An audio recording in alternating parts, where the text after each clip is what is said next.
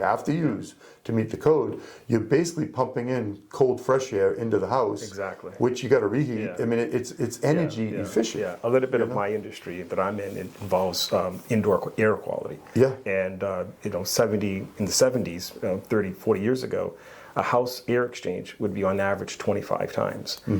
What they're saying now, the EPA is saying you're lucky if you get 2 times air exchange. Yeah, because they're so tight. They're so tight. Right. And now, if you're bringing in all of these products, whether it's off gas, anything that's presenting chemicals into the home, that air exchange isn't happening. And what is the foam insulation? It's nothing but chemicals. Like that's one of my other things that nobody's talking about, but I think I'm 60 years old. I think in my lifetime, people are going to be regretting having to go to that foam insulation. I'm not saying it's going to be a huge health hazard, but I think that it does other things, like it triggers mold, even with air exchange. Exactly.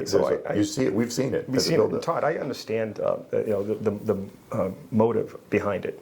We want to be healthier. We want our children to be healthier. Of course. And in the spirit of climate change, and do you think they're moving too fast? And who is involved? Are they out of touch in how it impacts the everyday family?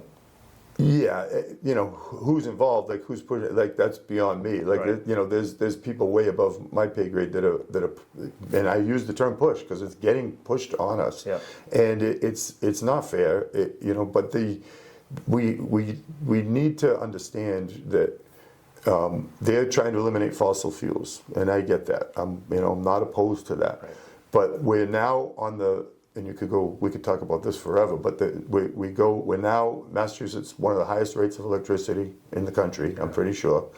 And you're telling me that I can't run propane in my house, but Massachusetts, with them, they're generating, I think it's 75 to 80% of their electricity from fossil fuels. Right.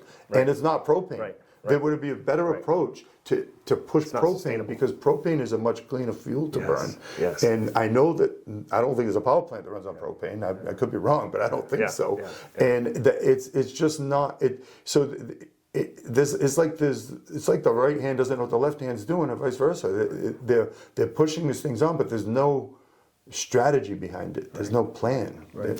So in terms of impact, and this is a very sensitive topic, because in more ways than none, families are being impacted with utility cost increases, just cost of living.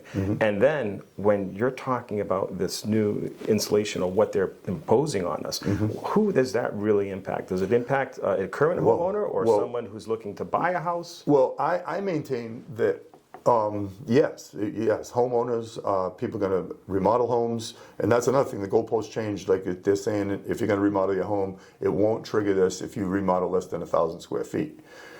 That's kind of unrealistic as a builder. If you're doing a 3,000 square foot house, are you really going to attack a house? Like you want to, as a homeowner, you want to.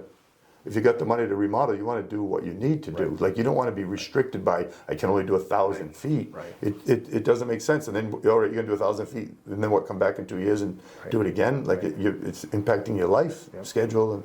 But there's a lot more to it than that. Even like the cost, the overall cost of this is hugely affecting the cost of construction.